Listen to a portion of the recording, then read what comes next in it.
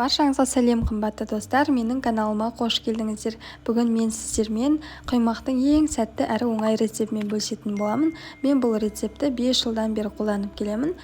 Бұл рецептпен тіпті мектеп оқушысы да бір жасағаннан-ақ сәтті құймақтар жасап шығады, сондықтан да жасап көріңіздер. Ең алдымен 3 жұмыртқаны ыдысымызға жарып салып, үстіне шым-шым тұзымызды салып, және 3 ас қасық қантымызды салып, жақсылап 2-3 минут бойы осындай венчиктің көмегімен араластырып аламыз. Содан соң бізге кез келген стакан қажет, кез келген мөлшердегі мен осындай стаканды пайдаландым. Толы ұн салып аламыз да, жарты стаканын ең бірінші електен өткізіп жұмыртқамызға саламыз. Осылай венчиктің көмегімен араластырамыз, қою масса шығады. Енді дәл сондай ыдыспен, дәл сондай мөлшерде сүтімізді алып, оның да жартысын құйып венчикпен араластырамыз. Сонан соң осы қалған ұнымызды салып, сонан кейін қайтадан қалған сүтімізді құйып, дәл солай кезекпен кезек салып шығамыз. Сонда біздің қамырымызда ешқандай түйіршіктер болмай, және оп-оңай араласатын болады.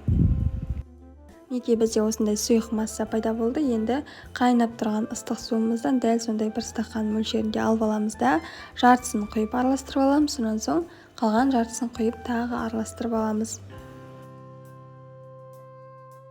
Соңғы ингредиентіміз ол сұйық май. Одан да 3 қасық құйып, оны да жақсылап араластырып аламыз. Міне біздің массамыздың сұйықтығы осындай болады. Дәл рецептегідей жасасаңыздар дұрыс шығады. Енді табамызды қыздырып алып, майлап, тағы да қыздырып, ожаудың көмегімен табаның барлық шетіне құйып шығамыз. Табамыз антипригарный болғаны дұрыс. Енді осылай бетіне тесіктер пайда болып, беті сәл құрғағаннан кейін осындай лопатканың көмегімен шетінен ала отырып аударып аламыз. Ешқандай қиындығы жоқ, оңай аударылады және жыртылмайды. Біздің блиныларымыз тесік-тесік болып шығады, яғни ажурный болып шығады. Бұл дегеніміз біздің құймақтарымыздың толықтай піскен деген сөз. Міне осылай оп-оңай екі шеттері ажыратылып шығады. Сол жерден лопаткамызды астына қарай тықсақ, оңай аударылады.